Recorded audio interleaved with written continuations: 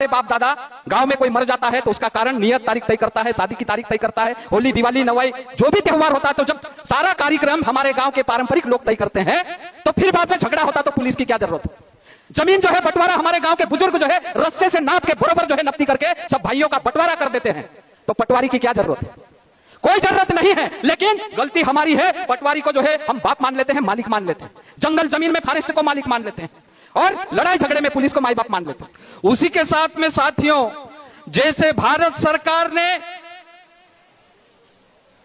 भारत में 5वीं अनुसूची और 6ठी अनुसूची पेशा एक्ट और वन अधिकार मान्यता कानून 2006 को खत्म करने के लिए भारत सरकार ने एक साजिश रची थी। वो साजिश ये थी, उनने कहा कि लोगों को पटा पुटू के उनको जो है बेहला फुसला कर उनको कहेंगे कि अंग्रेज ने भारतीय वन अधिनियम 1927 बनाया था।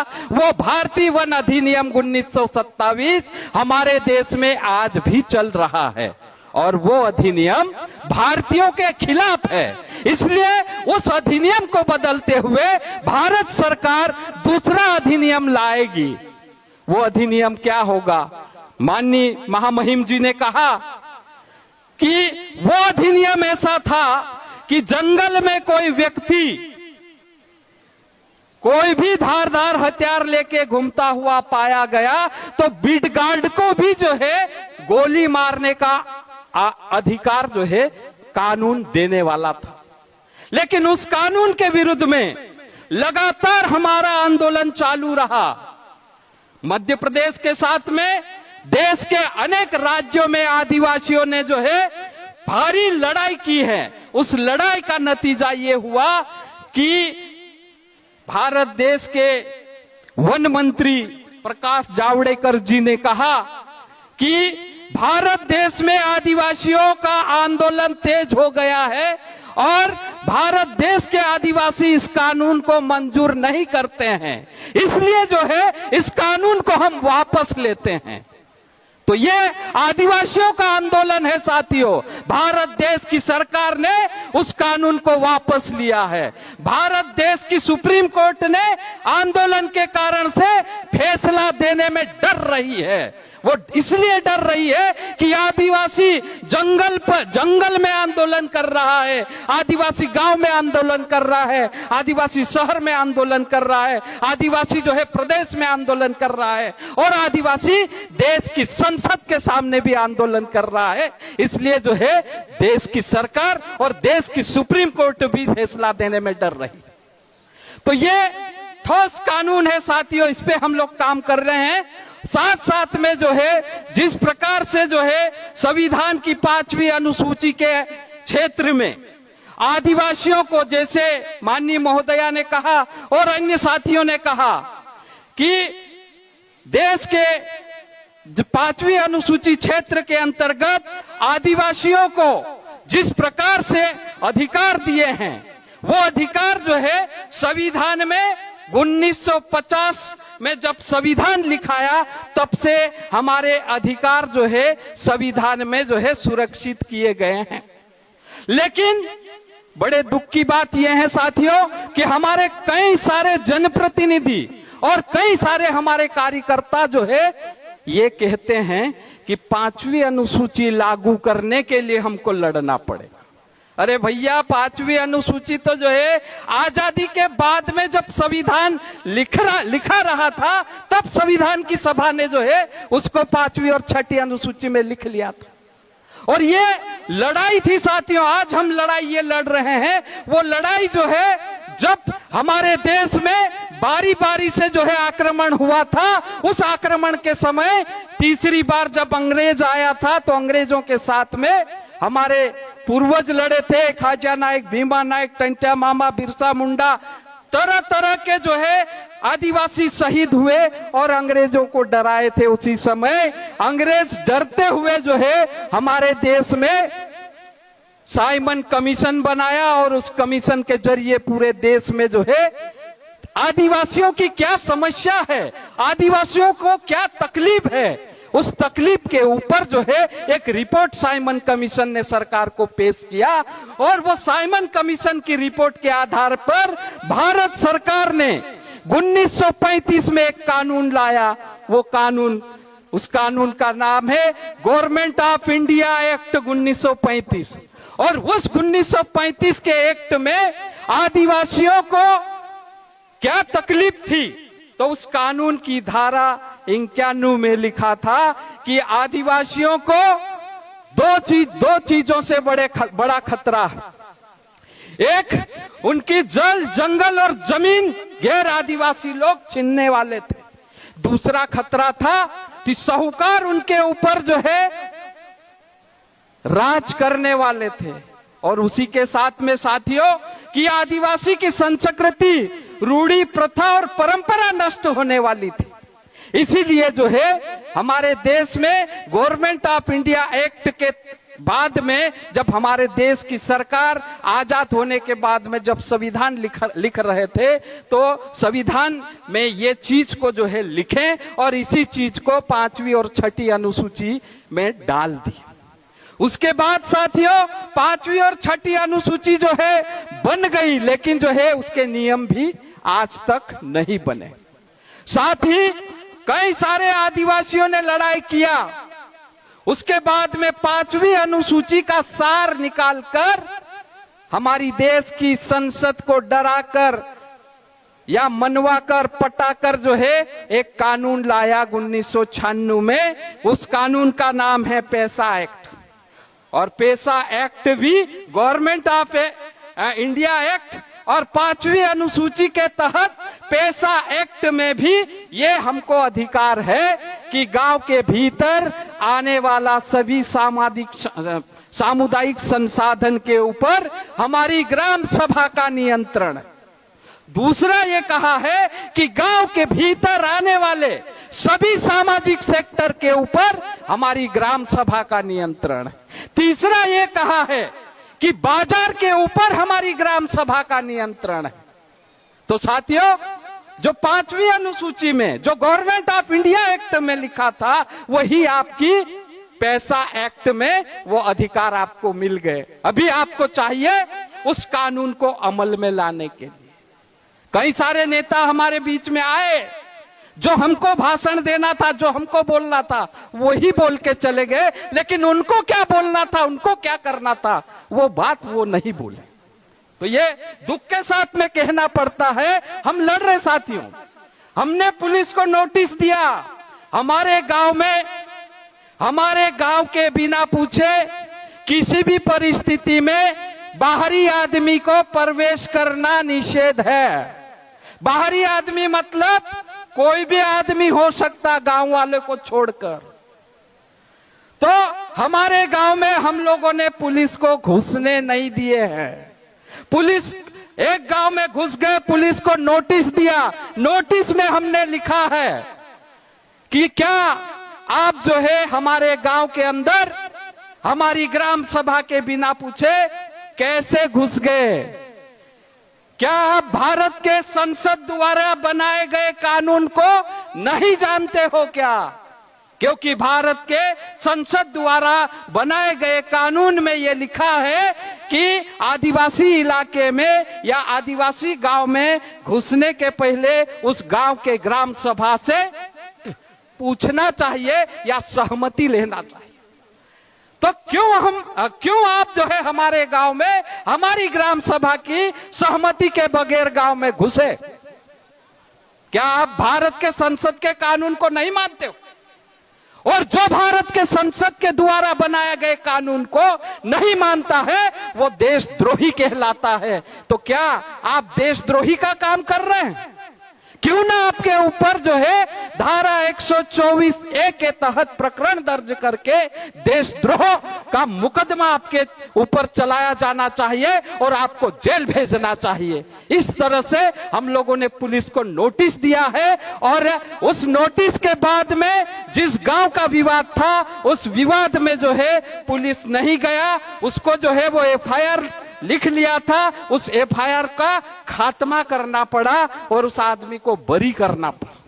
दूसरा साथियों, हमारे गांव का जल सामुदायिक संसाधन के ऊपर हमारी ग्राम सभा का नियंत्रण है। तो हमारे गांव का जमीन हमारा, जंगल हमारा, पानी हमारा। तो हमारे एक गांव से नगर पालिका पानी लेती थी, लेकिन इस बार विवाद हो गया। पिछले साल जब सूखा पड़ा तो नदी में पानी कम हुआ, तो हम लोगों ने ग्राम सभा बुलाई और ग्राम सभा ने तय किया कि हमारे गांव का पानी हम नगर पालिका को नहीं देंगे। तो नगर पालिका को हम पानी नहीं देंगे तो एसडीएम आके सबकी मोटरें जब्त कर ली और कनेक्शन काट दिया। फिर बाद में उस गांव की ग्राम सभा बैठी और ग्राम सभा ने यह प्रस्ताव पास किया कि एसडीएम भी जो है हमारे गांव का नौकर है, वो हमारा मालिक नहीं है, तो क्यों ना हम एसडीएम को नोटिस भेजेंगे।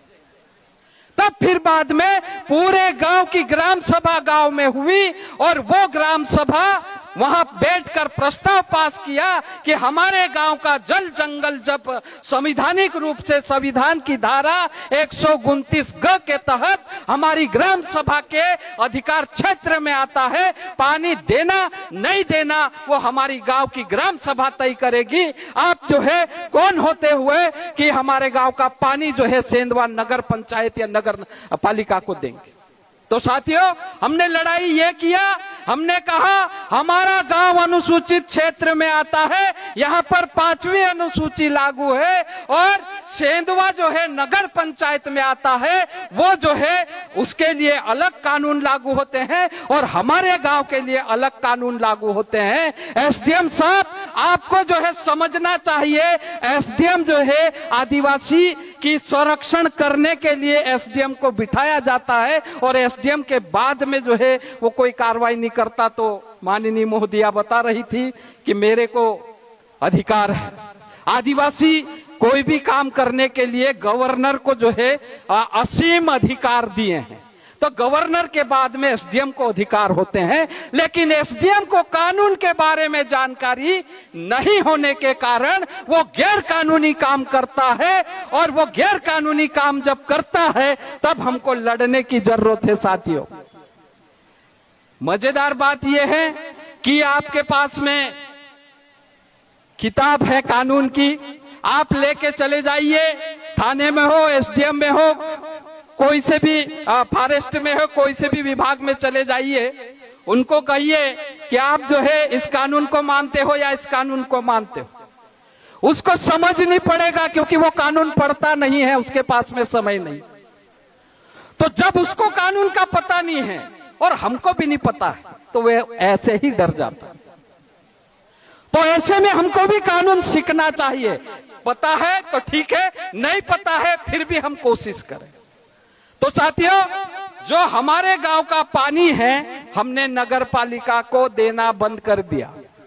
पुलिस को जो है गांव में जो है जाने के पहले हमारी ग्राम सभा से पूछना चाहिए, क्योंकि जो है पंचायत उपबंध अनुसूचित क्षेत्र पर विस्तार अधिनियम ये कहता है कि डकैती और हत्या को छोड़कर सभी फौजदारी और दीवानी मामले को निपटाने का अधिकार ग्राम सभा को है। तो ये हमको कानूनी अधिकार है। तो हमारे कानूनी अधिकार ये है और साथ ही हमारे जो पारंपरिक अधिकार है, तो वो पारंपरिक अधिकार जिस तरह से हमारे बाप दादा गांव में कोई मर जाता है तो उसका कारण नियत तारीख तय करता है, शादी की तारीख तय करता है, होली, दिवाली, नवाई, जो भी त्योहार होता है, तो जब सारा कार्यक्रम हमारे गांव के पारंपरिक लोग तय करते हैं तो फिर बाद में झगड़ा होता तो पुलिस की क्या जरूरत है। जमीन जो है बंटवारा हमारे गांव के बुजुर्ग जो है रस्से से नाप के बरोबर जो है नपती करके सब भाइयों का बंटवारा कर देते हैं, तो पटवारी की क्या जरूरत है? कोई जरूरत नहीं है। लेकिन गलती हमारी है, पटवारी को जो है हम बाप मान लेते हैं, मालिक मान लेते हैं, जंगल जमीन में फॉरेस्ट को मालिक मान लेते हैं और लड़ाई झगड़े में पुलिस को माई बाप मान लेते हैं। तो साथियों, इसी कारण से उनको मौका मिलता है और हमारे ऊपर वो मौके का फायदा उठा लेता है। पुलिस में साथियों एक व्यक्ति को हमने 3 साल तक जो है पुलिस को गिरफ्तार नहीं होने दिए। उस व्यक्ति को लेके हम थाने में जाते हैं, बोलते हैं तुम्हारे में दम है तो इस आदमी को पकड़ के दिखाओ, क्योंकि पंचायत उपबंध के तहत गांव का विवाद निपटाने का अधिकार तो ग्राम सभा का है, पुलिस का अधिकार वो नहीं है। और पुलिस जो है हमारे गांव में घुसने के पहले हमसे परमिशन लेना चाहिए, लेकिन पुलिस को जो है वो कानून पता नहीं है। पुलिस बोलता है कि हमारी आईपीसी जो है पूरे इलाके में लागू है, लेकिन आदिवासी इलाके में पुलिस की आईपीसी सीआरपीसी लागू नहीं होती। 5वीं अनुसूची में लिखा है और गवर्नमेंट ऑफ इंडिया एक्ट में भी वो लिखा है, और गवर्नमेंट ऑफ इंडिया एक्ट में लिखा है संघ या राज्य कोई भी आदिवासी के खिलाफ में कानून बनाता है, वो कानून जो है आदिवासी इलाके में लागू नहीं होता। और संविधान में भी वही चीज लिखा है कि आदिवासी इलाके में राज्य या संघ का कोई भी कानून लागू नहीं होता। लेकिन ये हमारी कमी है, इसलिए जो है वो जबरदस्ती हमारे ऊपर कानून लाद देते हैं। तो वो हम इस कानून के साथ में इसको साथ में रखते हुए हम लड़ रहे हैं। तो एक पेशा एक्ट पे इस तरह से जो है मध्य प्रदेश में लड़ाई हो रही है। साथ में जो है जंगल को लेकर अभी हम लोग जो है पंचायत उपबंध अनुसूचित क्षेत्र पर विस्तार अधिनियम में जो आदिवासियों को अधिकार है, जिस जिस धारा में जो जो अधिकार है, वन अधिकार मान्यता कानून में धारा 5 में क्या अधिकार है, धारा 3 में क्या अधिकार है, और ऐसे गांव के भीतर जाकर सामुदायिक अधिकार के लिए दावा भर रहे हैं और गांव के सामने जो है बोर्ड लगा रहे हैं कि हमारे गांव में ये कानून है, हमारे गांव में हमारे गांव के लोगों को ये अधिकार हैं, हमारे गांव में बाहरी लोगों को घुसना वर्जित है। ऐसा जो है हम गांव-गांव में बोर्ड लगाकर गैर आदिवासियों को घुसने पर प्रतिबंध लगा रहे हैं। उसके बाद में साथियों कि जिस प्रकार से हमारे इलाके में या पूरे देश में जंगल ऊपर हमारे देश की सरकार ने वन सुरक्षा या वनों की सुरक्षा करने के लिए या क्षतिपूर्ति वनीकरण के नाम पर अभी 100 करोड़ रुपया लाकर गांव-गांव में गड्ढे खुदवा रही। काफी लड़ाई हो रही उसको लेकर भी कि जहां जिस गांव में गड्ढे खुदवाना है फॉरेस्ट को, उस गांव के लोगों को पहले बिठाना चाहिए, उसकी सहमति लेना चाहिए, उसका ग्राम सभा का प्रस्ताव पास होना चाहिए। जहां गांव के लोग कहेंगे वहीं गड्ढे खुदेंगे। फॉरेस्ट जो है मनमानी रूप से गड्ढे नहीं खोद सकता। तो इस प्रकार से वहां पर जो है हम लड़ाई कर रहे हैं और फॉरेस्ट को जो है गांव से भगाने का काम कर रहे हैं। तो धीरे धीरे पुलिस हमारे गांव से जाएगा, फॉरेस्ट हमारे गांव से जाएगा, तो उस गांव के ऊपर जो है हमारे गांव की ग्राम सभा का नियंत्रण रहेगा। उसी के बाद में जिस प्रकार से हमारे इलाके में यहां पर भी बात हो रही थी कि बड़े बड़े खंबे जा रहे हैं, यहां पर जो है बंबई के बाजू में है तो जो है बहुत सारे कारखाने भी आ रहे और वो इलेक्ट्रॉनिक भी हो रहा और रेल भी आ रहा है। तो हमारे यहाँ भी ये खंबे चल रहे हैं। इंदौर से जो है खेतिया तक जो है 332 केवी की लाइन जा रही। 3 साल हो गए हम लोगों ने जो है जहां जहां हमारी ताकत है वहां वहां पर जो है बिजली विभाग को गड्ढा नहीं खोदने दिया। बिजली विभाग ने कलेक्टर की मदद ली, तहसीलदार की मदद ली, एसडीएम की मदद ली, लेकिन हमने विधिवत जो है कार्रवाई करी। हमने जो है विधिवत जानकारी मांगी उनसे कि क्या आपने जो है मध्य प्रदेश के राज्यपाल से पूछा है कि यहां से जो है तुम्हारी लाइन जाएगी वहां पर आदिवासी की जमीन जाने वाली। तो उनके पास में राज्यपाल का गजट नहीं है। दूसरा जो है, आदिवासी की जमीन कोई जो है परियोजना लेने वाली है तो उसके लिए जो है कलेक्टर की परमिशन लगती है। तो हमने पूछा कि तुमने कलेक्टर से परमिशन लिया, तो उनके पास में कलेक्टर का भी परमिशन नहीं है। लेकिन पता नहीं एसडीएम ने जो है किस लिए जो है मेरे ऊपर एक नोटिस निकाला कि क्यों ना आपके ऊपर सरकारी कार्य में बाधा डालने का केस लगाकर आपको जेल भेजा जाए। इस तारीख पर मेरे कोर्ट में आकर स्पष्टीकरण दे। जब मुझे नोटिस मिला, मैं जवाब बनाकर लेके गया एसडीएम के पास में। मैंने एसडीएम को कहा कि एसडीएम साहब, मैं आ जाऊं आपके ऑफिस में। उन्होंने बुलाया, फिर बाद में बिठाया। मैंने बोला साहब, आपने मुझे कारण बताओ, नोटिस दिया है, मैं उसका जवाब देने आया हूं। हाँ। तो उन्होंने बोला, आम आदमी जैसा मुझे समझा होगा, लेकिन मैं जब बोला उनको कि साहब मैं अगर चाहता तो आपके ऑफिस के सामने आकर एक लात मारता और आपके दरवाजे को जो है 2 बार ठुकवाता। उसके बाद में आप जिस कुर्सी पे बैठे उस कुर्सी को लात मारता, आपको गिरा देता और आपकी कुर्सी पे मैं बैठ जाता। यही न्याय है क्या? तो मेरे तरफ एसडीएम घूर के देखा, बोला ये तो अन्याय है, मैं तुमको जेल भिजवा दूंगा। जब तेरी कुर्सी खतरे में जा रही है तो मुझे जेल भिजवा देगा और मेरी जमीन कोई आके गड्ढा खोद देगा और कोई भी ले सकता। कौन से कानून में लिखा है दिखाओ। एसडीएम के पास में कोई जवाब नहीं था। मेरे तरफ आंख फाड़ फाड़ के देखता रहा। मैंने कहा, आप जो है सरकार जो कानून बनाए हैं उसका जो है पालन करने के लिए यहाँ बैठे हैं, तो आप कानून का पालन करो। आप जो है कानून बना के हमको नोटिस मत दो, अन्यथा जो है हम कानून को जानते हैं और आपको भी जानते हैं। अगर आप गैर कानूनी काम करोगे तो आपको जो है हम घसीटते हुए ले जाएंगे। तो तब से जो है अभी तक कोई नोटिस नहीं आ रहा है और ना एसडीएम जो है कोई फैसला दे रहा है। एसडीएम को हम बोल रहे हैं कि फैसला चाहे तुम बिजली के पक्ष में दे दो या हमारे पक्ष में दे दो, लेकिन एसडीएम की ताकत नहीं है। वो प्रकरण चला रहा है न्यायालय में, लेकिन उसके पास में वो ताकत नहीं है। क्यों ताकत नहीं है? क्योंकि आदिवासी इलाके में आदिवासी की जमीन लेने के पहले उस गांव की ग्राम सभा से सहमति लेना होती है और वो सहमति बिजली विभाग ने नहीं लिया है। और बिना सहमति से अगर कोई खंबा लगाता है, कोई फैक्ट्री लगाता है, कोई किसी की जमीन खोदता है तो वो गैर कानूनी रूप से काम करता है और जो गैर कानूनी रूप से काम करता है वो गुनहगार होता है, उसको जेल जाना चाहिए।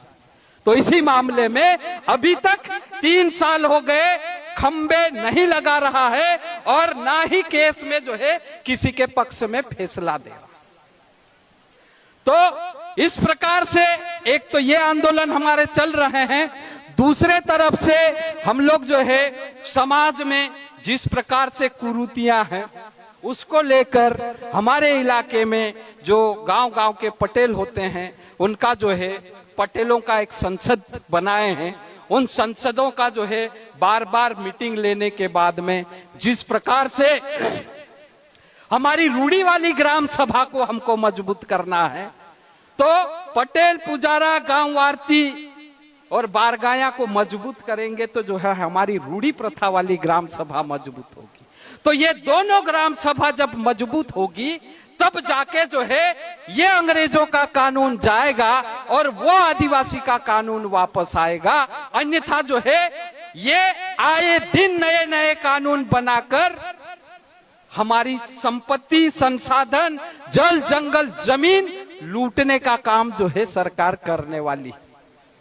तो एक तो ये हो रहा है, दूसरा जो है हमारे क्षेत्र में हमारे प्रदेश की सरकार कई सारे जो है विद्यार्थियों के विरुद्ध में जो है काम कर रही, तो उसको लेकर मध्य प्रदेश में आदिवासी विद्यार्थी संगठन का गठन किए हैं और वो आदिवासी विद्यार्थी संगठन जो है विद्यार्थियों के अधिकार को लेकर जो है लगातार लड़ रहा है।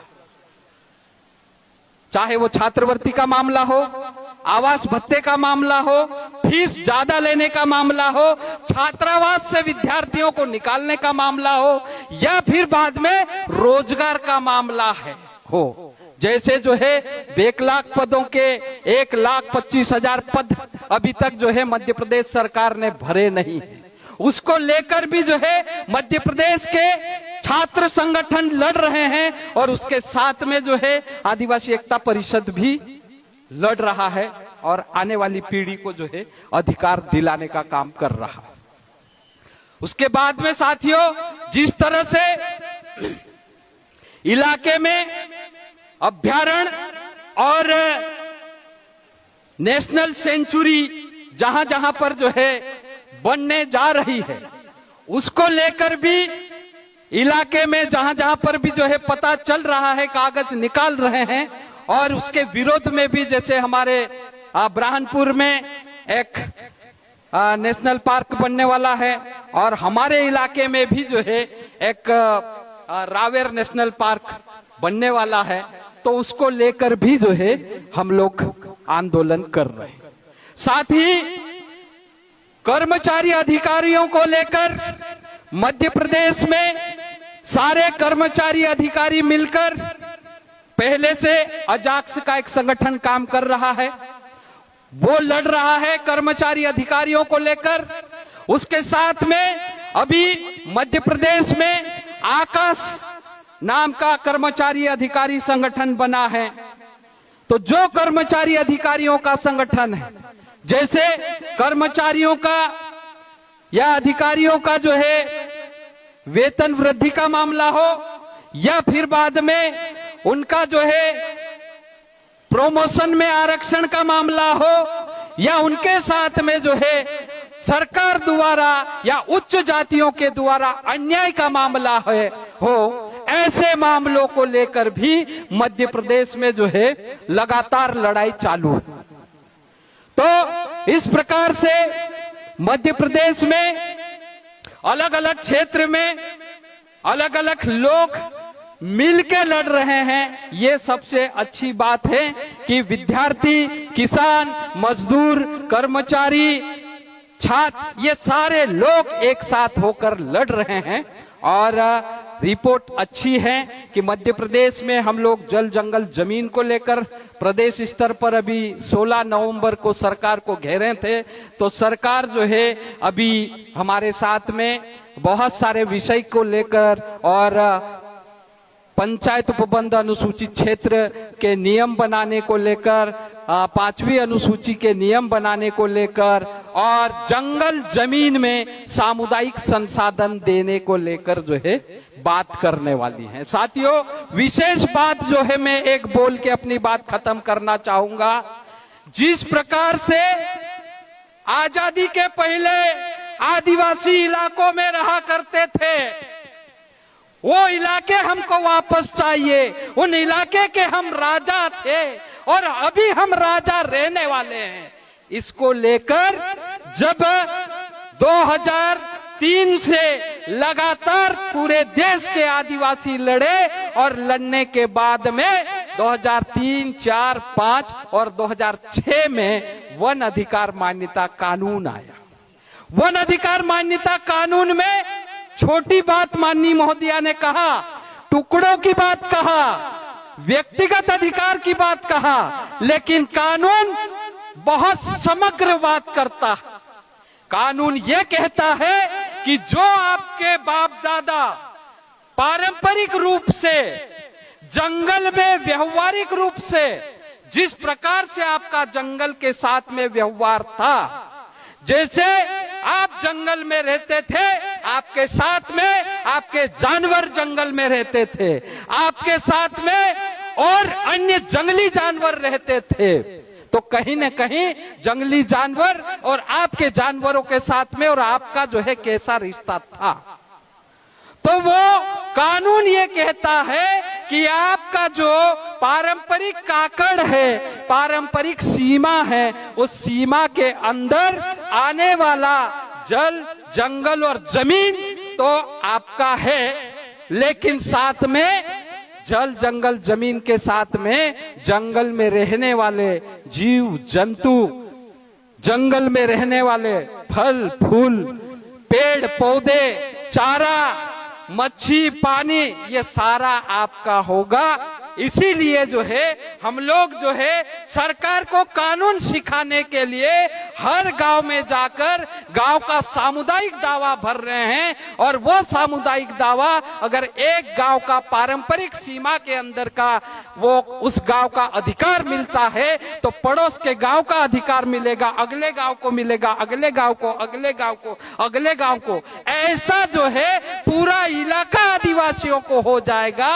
और उस जगहों पे जो फॉरेस्ट विभाग रहता था वो कानूनी रूप से जो है उस इलाके से हट जाएगा और वो पूरा इलाका आपका हो जाएगा। इसीलिए साथियों, हमको बड़ा सोच रख के, जैसा कानून ने बड़ा सोच रखा है, कानून में ये बात भी कहा है कि आदिवासियों के साथ में ऐतिहासिक अन्याय हुआ है, उस अन्याय को बदलते हुए इस कानून को लाया गया है। तो हमको न्याय अगर पाना है तो छोटा हमको न्याय नहीं चाहिए, हमको बड़ा न्याय चाहिए, हमको पूरा गांव चाहिए, हमको पूरे गांव के साथ में पूरा इलाका चाहिए, और पूरे इलाके के साथ में ये देश हमारा था, इस देश के हम मालिक थे। हम नहीं बोल रहे, ये आर्यों का इतिहास बोल रहा, ये मुगलों का इतिहास बोल रहा, और इस देश का सुप्रीम कोर्ट ये बोल रहा है कि इस देश का अगर कोई मालिक है तो वो आदिवासी है, वो आदिवासी इस देश का मालिक है, और बाकी 83% जितने गैर आदिवासी है वो सारे आक्रमणकारियों की संतानें हैं। वो आक्रमणकारियों की संतानों को जिस प्रकार से कानून बनाकर हमको गुलाम किया है, उस कानून बनाकर करके ही हम उनको यहां से भगाने का काम करेंगे साथियों। तो मैं मेरी बात खत्म करने के बाद में आप सबसे निवेदन करूंगा कि जितने भी लोग जंगल में रहते हैं तो अपने गांव का दावा भरो, सामुदायिक दावा भरो, और ये सामुदायिक अधिकार हम ले, और एक गांव लेगा फिर बाद में 10 गांव, और 10 गांव के बाद में 100 गांव, तो ये पूरा इलाका हमारा होगा, और ये आक्रमणकारियों की संतान को हमको यहाँ से भगाना पड़ेगा। तो इन्हीं 2 शब्दों के साथ में मैं अपनी बात को खत्म करता हूँ। बहुत बहुत धन्यवाद आप सब।